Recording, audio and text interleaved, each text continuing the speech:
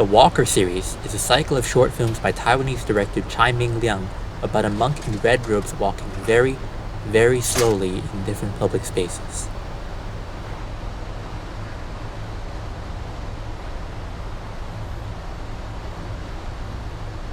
That's it. What you're watching is what all the films are like. It doesn't take a genius to take away what most people get from these shorts, even without having seen them. The monk may look strange doing what he does, but aren't we the real strange ones? Our modern world is too busy all the time, and we've lost the ability to slow down and appreciate the day-to-day wonders of being alive in the first place. We're always commuting, we're always on TikTok, blah blah blah blah blah, you get it. Look, you've heard this before. Everyone has. I'm not going to offer some subversive twist on these films that calls them something they're not. This is the central message of the Walker films to most people, including me, and you don't even have to watch a minute of them to get the point. But you should, or at least you should think about it. Because unlike all the Instagram posts and yoga instructors telling you to live in the moment, the Walker films actually make you take their advice by experiencing them. After all, they're films. They're designed for you to experience in one sitting with your full attention without skipping or fast forwarding. Even a medium as wholly encompassing as music is often experienced while multitasking. But with film, you have no choice but to live in the moment. Sorry, am I making these films sound excruciating? Because they're not. I think they're pretty funny, actually. The Walker shorts are the first art house films I've seen that also resemble prank shows like Impractical Jokers and Eric Andre. Make no mistake, Ming-liang knows exactly how outlandish the monk looks, and he's willing to devote plenty of time to showing you how the world views people like him. The films are as much about the bystanders' reactions to the monk as the monk himself. Also, these films are gorgeous. Ming-liang clearly loves the places he films in, and he knows how to make them look good. He often uses static wide shots and puts the monk in a distance to make you look around the area. Walker isn't just about walking, after all. It's also about admiring landscapes in public areas and busy streets. Ming-liang even devotes decent time to shooting fast-paced, mechanical public transport with a sense of wonder, even though it seems to be the polar opposite of what the monk stands for. Which brings me to an important distinction. The Walker series may be against overindulging in fast-paced society, but they're not against society itself. They don't want us to shut ourselves off from the outside world, they just want us to remember to slow down a little. After all, look at the monk himself. Ming-liang could have made him do any other kind of meditation, so why walking? The answer is revealed in a devastating revelation in one of the first films, when you realize that the entire time, the monk has been carrying around an Egg McMuffin and a bag of groceries. The entire time, this guy's just been trying to get a bite to eat, and people think he's weird. And this isn't just a one-off gag. One of the more minimal pieces, Diamond Sutra, is a single-take tracking shot that follows the monk down a long, empty hallway to a mysterious, ticking, bubbling noise, which turns out to be a rice cooker. Ming-liang links walking to food not just because it's funny, but also because it's realistic.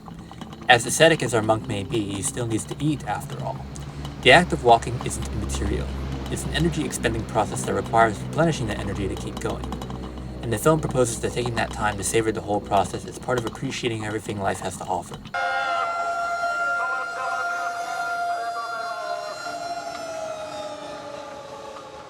One of the most cathartic moments in any of these films for me is in No Sleep, the one where the monk visits Japan. We get plenty of what we'd expect Ming-liang to show us.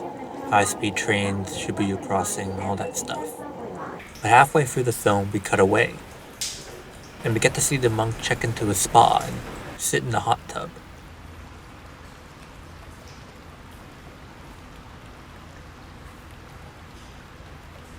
And lounge in the sauna.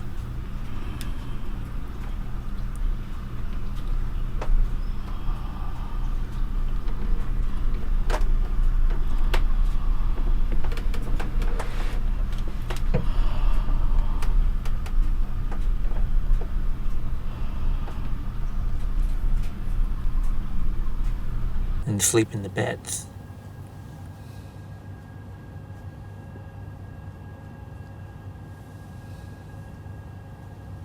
The original joke behind these films may have been that this disciplined monk clashes with the fast pace of the 21st century. But by this film, the 7th installment, I think the message is more about how these two mindsets can coexist. This monk doesn't live above our world, he's part of it. He moves and eats and rests just like us. He just wants to slow down and savor that experience on the way. I wouldn't go so far as to say these films are a celebration of a hard day's work and rest as much as a proposal. Maybe you could take the time to slow down and look at your surroundings. Maybe you don't have to go so fast. Maybe someone who takes high-speed trains to work, eats Egg McMuffins, and persists in such a loud, fast world could still develop the patience and appreciation for life as a Buddhist monk. I won't lie to you, I feel nowhere even close to appreciating the fullness of life as maybe even the average person. I doom scroll on Twitter, I can't meditate for more than 30 minutes, and my primary hobby is watching movies. So the fact that I'm half mesmerized, half bored, but still willing to stick to the end of these films that last sometimes an hour or an hour and a half at a time is either a sign about how I'm more patient than I think or how good these films are. And I think you should figure out how you feel about them by giving them a shot. You can find a lot of the installments on Vimeo and YouTube without much searching. There's no need for subtitles, and most of them are only about half an hour. I'd start with either the 2012 Hong Kong installment called Walker or the 2014 French installment Journey to the West. Thanks for watching.